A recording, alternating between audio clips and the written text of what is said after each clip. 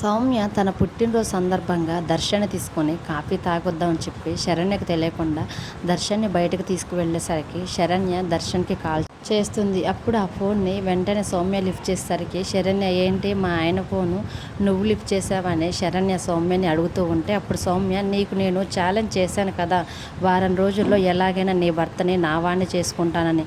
ఇప్పుడు అదే పనిలో ఉన్నాను. ఈసారి నా ట్రాప్లో పక్క నీ మొగ్గు పడేలా చేసి సాక్ష్యాధారాలతో దర్శన్ని నా వాణ్ణి చేసుకుంటానని సౌమ్య శరణ్యతో చెప్తూ ఉండేసరికి, అప్పుడు శరణ్య ఎలాగైనా సౌమ్యకి బుద్ధి చెప్పాలని సౌమ్య తిరిగి వచ్చే లోపల ఆనంద భైరవి వాళ్ళకి, సౌమ్య ఇంకెన్నాళ్ళు ఇలా ఒంటరిగా ఉండాలి, సౌమ్యకు కూడా ఒక తోడు ఉంటే తను కూడా చాలా సంతోషంగా ఫీల్ అవుతుంది కదా అని చెప్పడంతో ఆనంద భైరవి వాళ్ళు కూడా ఓకే అని చెప్పి వెంటనే ఒక మంచి సంబంధం చూసి సౌమ్య తిరిగి వచ్చే లోపల పెళ్లి చూపులు అరేంజ్ చేస్తారు. అప్పుడు శరణ్య, సౌమ్య నువ్వు తొందరగా వెళ్ళి రెడీ కా, నీకు ఒక మంచి సర్ప్రైజ్ ఉంది, వెళ్ళు త్వరగా వెళ్ళి రెడీ కానీ వెంటనే శరణ్య రెడీ అయ్యేసరికి శరణ్య తీసుకొని మెట్లపై నుంచి శరణ్య వస్తూ ఉంటుంది. అప్పుడు కింద ఉన్న వాళ్ళని చూసి సౌమ్య, ఎవరు వీళ్ళంతా ఎందుకు వచ్చారని అడుగుతూ ఉంటే శరణ్య, నీకోసమే నీకు ఈరోజు ఇంట్లో పెళ్లి చూపులు ఏర్పాటు చేశానని శరణ్య సౌమ్యకి చెప్పడంతో శరణ్య మాటలకి సౌమ్య ఒక్కసారిగా షాక్ అవుతుంది.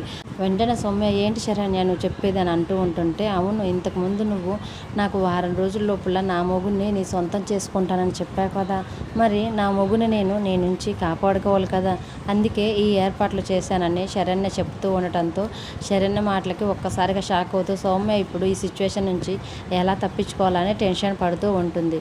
మరి రానున్న ఎపిసోడ్స్లో సౌమ్య ఎలాంటి ప్లాన్ వేసి ఇప్పుడు వచ్చిన పెళ్లి చూపులు జరగకుండా ఎలా ఆపుతుందనేది అప్కమింగ్ ఎపిసోడ్లో చూద్దాం. డైలీ సీరియల్ అప్డేట్స్ కోసం ప్లీజ్ మన ఛానల్ని లైక్ చేసి సబ్స్క్రైబ్ చేసుకోండి. Thanks for watching.